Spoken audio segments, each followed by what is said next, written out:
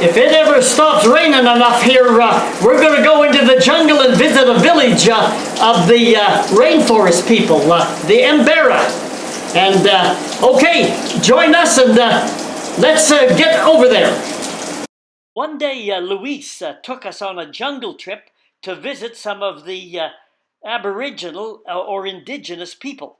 I could not understand why he stopped to go grocery shopping for himself, or so I mistakenly thought. I found out later he was buying for our Embera hosts, and they cooked us up a terrific and unique feast. Not a meal, but a feast to remember. Indigenous people comprise about 12% of the population.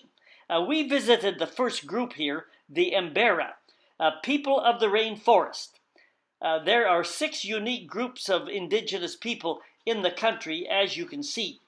The people here tend to wear clothing if they go into town or when tourists like us come around. But no clothes and loincloths only worn by the men might be a better idea than the hot clothes that I'm wearing right now. Maybe they know something that we don't. When we got there in the car, they were waiting for us. We saddled up and mounted one of their dugout canoes, and in a minute we were headed down the lake toward their village.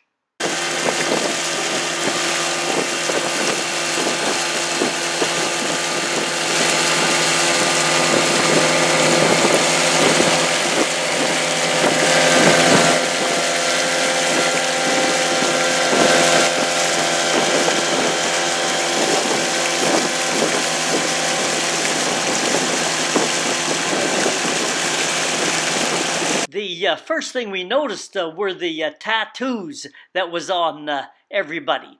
As we approached the village, we were greeted with this group of musicians. The berry juice for tattooing is applied to their skin with balsa wood blocks that make the geometric designs. Tattooing has been a long-term tradition of these folks here. Their artistic evidence is seen in more than just the tattooing. The bright colors of their clothing is matched by the color and artistry seen in their blankets and paintings as well. One of the ladies explained her cultural story using this map. She spoke in her native language. A translator translated her words in Spanish, and for the first time in my life as an English speaker, I felt like a person in the minority. Here are some more pictures of the tattoos. The black dye is applied on the skin surface only, rather than penetrated under the skin. As a result, the dye fades and disappears within a week or two. It is a natural temporary tattoo. Tattooing was originally thought to help repel insects. The tattoos, the colorful clothing, and the silver and gold necklaces that they wear are all part of Embarra culture.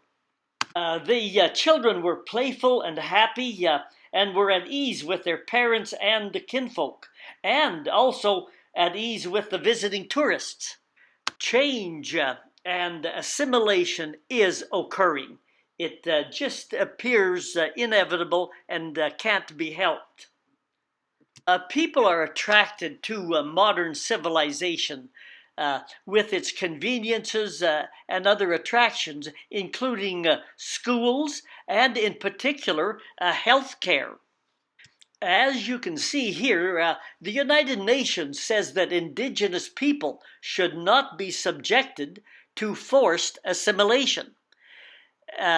Sometimes there's a fine line and difficult to determine what is forced assimilation as opposed to persuaded or coerced assimilation.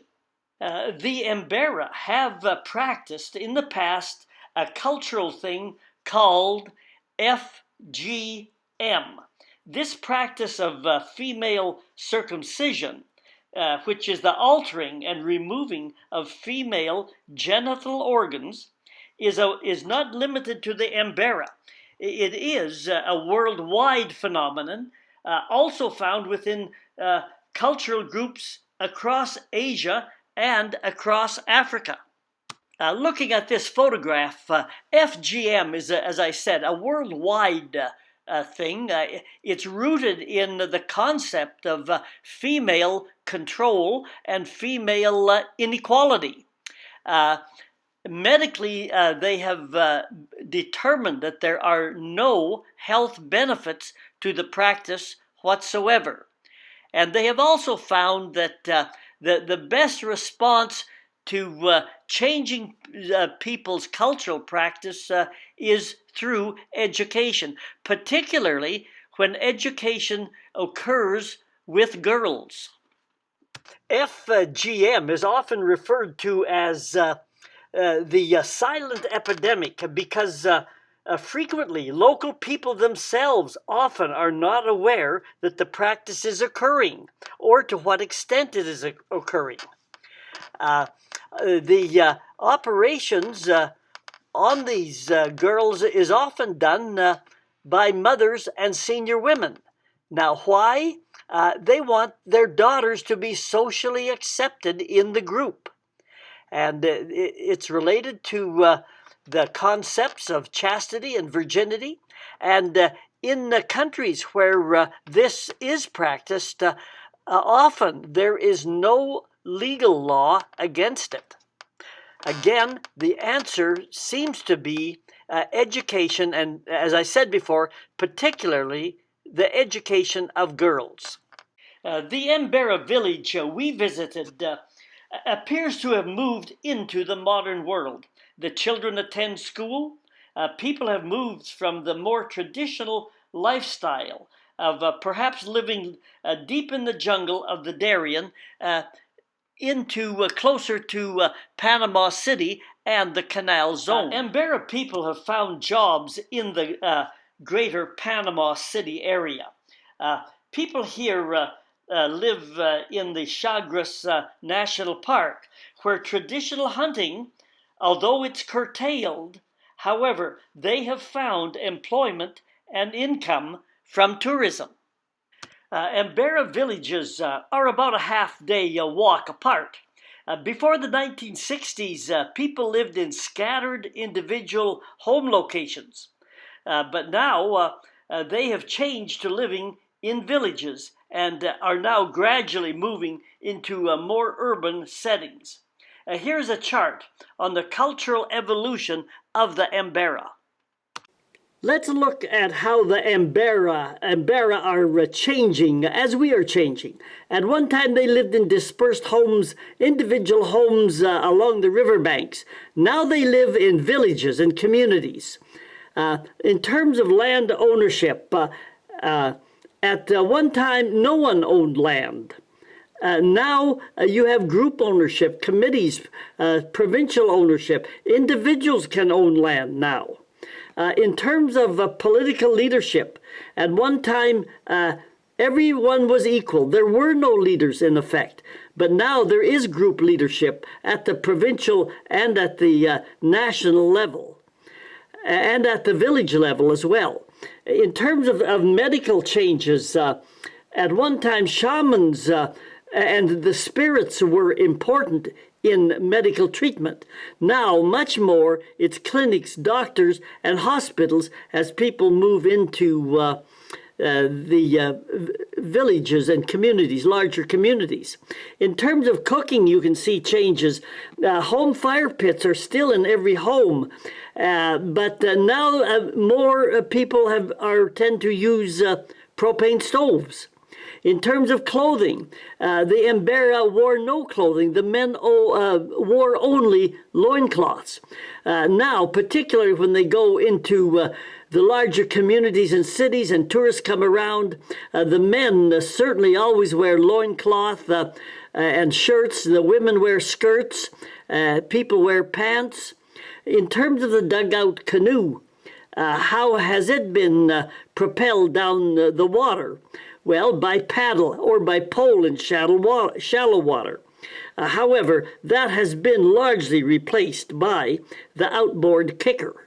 Village houses are on stilts to protect against dampness and flooding, as it says here, wild animals, and rodents and insects. Like I said earlier, all changes are not automatically good. Metal roofs, for example, are expensive, noisy, and they are hot. However, they are prestigious, they show wealth, and they are easily installed. There are no walls in the houses. Outside, ladders are notched tree trunks, which enable entrance and exit. These ladders are turned over like the one on the right here, if the owner doesn't want visitors. They are also turned over at night to discourage entrance by animals, since the houses do not have doors.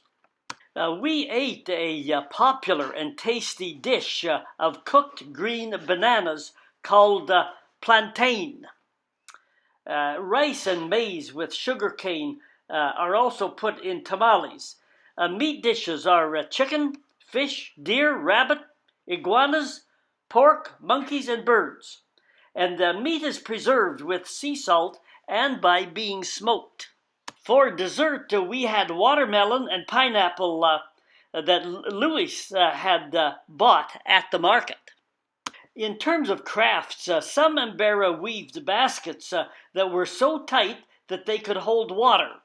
Carved spoons, dishes, and small statues were for sale at the village. And after the meal, we went for a dip in the river.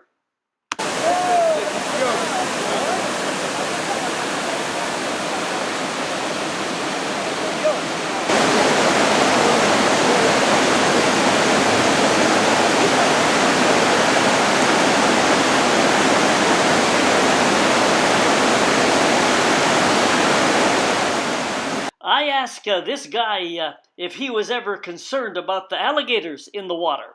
He just laughed and said he swam with the alligators. Well, that was good enough for me, so I got ready to wade into this swampy area here. That's when I spotted this guy and decided to wait and take a shower when I got back to the hotel room. Before long, we were in the dugout canoe and left the village for the last time.